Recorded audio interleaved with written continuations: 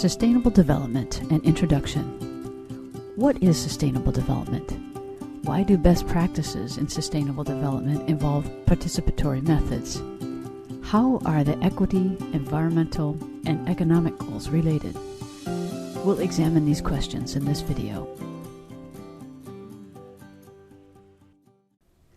The need for sustainable development came after a team of scientists from MIT used computer simulation to model the Earth as a dynamic system. This was published in a book called Limits to Growth in 1972, in which they showed, through their simulations, that there was a real potential for a global collapse of the biological support systems on which human life relied upon if we continued to conduct business as usual.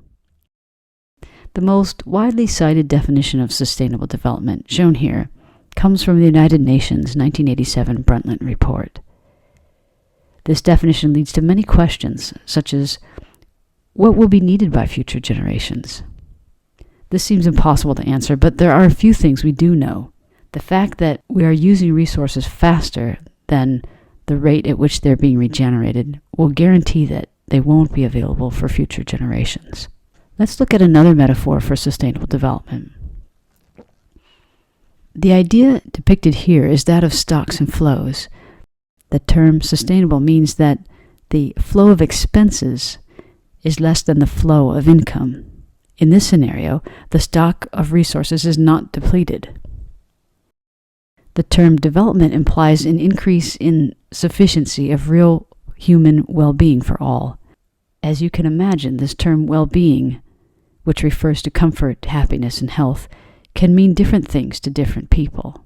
This is one of the inherent challenges with sustainable development. Sustainable development brings to mind the parable of the elephant and the three blind men.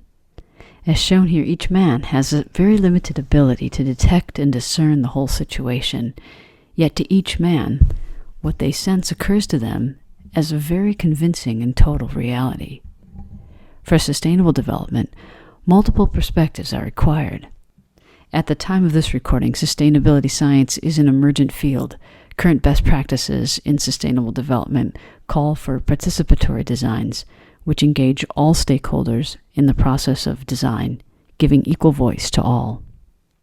Oftentimes, sustainability is modeled as a balance between the competing goals of economic, environment, and equity. In this model, sustainability is viewed as the overlapped region where all goals are met. There's a way in which this particular model falsely depicts the situation.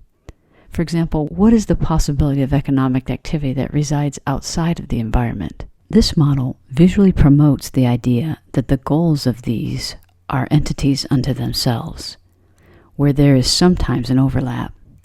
This can lead to the false notion that there is an inherent competition between the goals of economy, equity, and the environment. An alternative model is to consider the physical relationship between the three. There's one environment that we all share. All of society resides within this environment, and all of economic activity takes place within the human system of society. In this model, it becomes clear that the health of each one is dependent upon the health of the other. You might think it trivial to think of how the idea of sustainability is represented, but models have a powerful influence on how we think of things. Consider what it would be like if we drew the force of gravity pointing like this instead of toward the center of the Earth. How would this inaccurate model of gravity influence our decisions? Sustainable development meets the needs of the present without compromising the ability of future generations to meet their own needs. Inherent in this definition are several questions rather than universal answers. Sustainable development is fundamentally holistic, so multiple viewpoints are required to serve the whole. Economic systems sit inside of social systems, both of which are inside of our one environment. This means that sustainable development must involve the health of all three systems. In the next video, we look at ways to measure sustainability through indicators.